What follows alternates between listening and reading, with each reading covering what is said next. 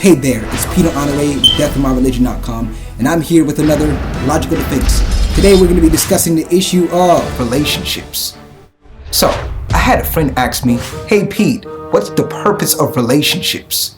Now, when you ask the question about the purpose of relationships, it's like asking the question as to what's the purpose of life? No, legitimately. Because see, relationships and destiny, they're actually linked. Think about that. Absolutely. Now, everybody and their mother wants a relationship. Everybody and their mother feel like they're called to be in a relationship, right? It's almost like this inherent right, this entitlement that we're called to be in relationship. You know, you have people within the churches. God has told them this, that, that's my husband, this is my wife, waiting for 20 years for the same guy who's falling in fornication, but you're praying from, you got his back in prayer, right?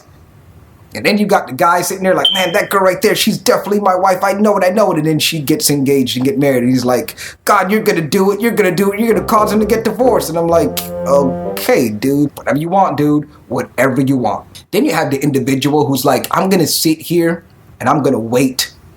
And then the actual guy or girl comes and then you let her pass by like, I'm going to keep waiting because I'm waiting for the perfect person, the actual person that's going to fulfill every part of who I am down to the molecular, cellular, atomic, quantified level. So let's put the stats on relationships, right? We see here that according to the Center for Disease Control, okay, they act like marriages is a disease or something. They say the number of marriages that fail is approximately 52%. We think just by virtue of falling in love, we have somehow beat the odds.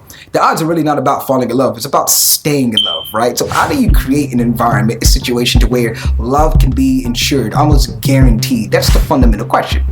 Now, if we look at the etymology on the word relationship, it comes from a Latin word, relatus and skip. The word relatus means to bring back or restore to its former state. Skip means condition or being. So when you combine the words, they actually mean to bring back or restore to its original state or condition. Now, that's quite staggering when you think about our modern understanding of the word relationship. We think relationship means, hey, I just fell in love. I got the chemistry going. She looks good. I look fresh. We vibing. We out here in the city. We're having a great night of dinner. We're going to church and we're praising and worshiping. We're doing our Bible study. We're doing our thing. Now, the question is, does that actual definition hold up to what the scripture teaches about relationships? Now, if you go to Genesis chapter 2, right, the very first human relationship, you can learn so much. I always tell people here, listen, if you want to understand the dynamic of the human, go back to the book of Genesis. It teaches you everything. Like literally everything is there, quantified for you. Literally, just go back there. Trust me when I tell you this. Now, Genesis 2 makes a very, very strong case for this definition of relationship. You have the first man, Adam, chilling, doing his thing, tending to the garden. And all of a sudden, the creator's like, it's not really good for Adam to be alone. I'm going to make him an aid, right? A helper. So you understand the word helper there is the Hebrew word that doesn't mean an assistant. Like it actually means a military backup. Yeah, a protector. So pretty much he's going to make him an ally in his purpose, if you will, right? So Adam goes into this deep sleep that the creator puts him in. He extracts the rib. He forms the woman out of this. And what ends up happening, Adam sees her as like flesh of my flesh, bone of my bone. This shall be called woman because she was extracted from man. For this reason shall a man leave the house of his father and mother, and he shall be joined to his wife, and the two shall become one. Notice the reason that he gives for the relationship. He didn't say because they want to fall in love, because they want to have kids, because they want to have a happy future. He didn't give any of that stuff because those things come as a byproduct of this fundamental principle.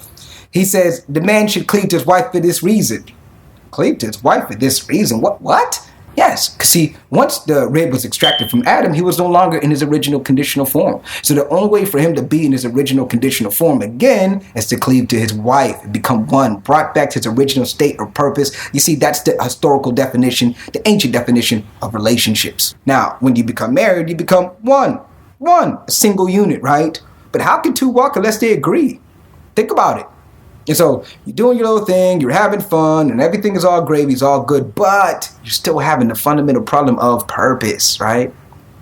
She feels like she's called to do this. You feel like you're not even interested in it. She gets disenfranchised. 40 years pass. She gets angry. I didn't accomplish nothing but had kids and worked. I wasted my life away. That whole midlife crisis stuff that happens, right? Purpose is very, very important. The destiny, why you're here. Because the destiny is linked to you forever.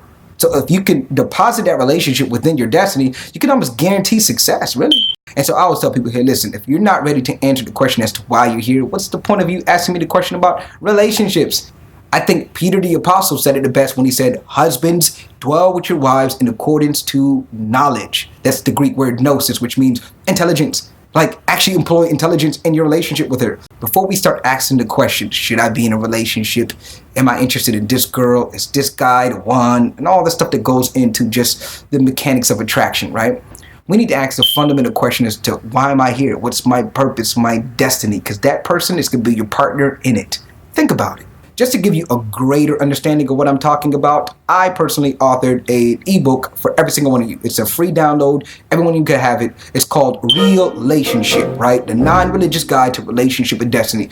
It chronicles all of this for you, so you can understand exactly what I'm communicating, that we can be intelligent with our relationship. You guys can have it. Go to my site, deathandmyreligion.com, download it, and then let me hear from you. I would love to hear how the book has actually impacted you. What are your thoughts? Any comments? Do you want to see a follow-up book on this? I would love to hear this from every single one of you. Now, if you don't understand your destiny, you're never going to understand your relationship. The two are synonymous. They go hand in hand. Here's my advice to the young ladies, right? You know, if you find a young man who's interested in you, just ask him the right questions. Say, hey, listen, what's your purpose in life? What's your destiny? And if he can't give you an answer, then he can't give you a reason why he should be in a relationship with you. And the same for the guys towards the young ladies. Ask the young lady, what does God call you to do? She's like, I don't know. Then I don't know why you think that we should be in a relationship. Like, keep it that real is what I'm saying. So, hey, till the next time, guys, leave your comments. Go to the site, download the book, Relationships, the non-religious guide to relationships and destiny. Go to deathandmyreligion.com. It's all there for you. And also subscribe to our newsletter. I'd love to hear from you. You can also like us on Facebook. Okay, follow us on Twitter. And also hit us up on Instagram. Until the next time, guys, be smart. You got a brain. Use it.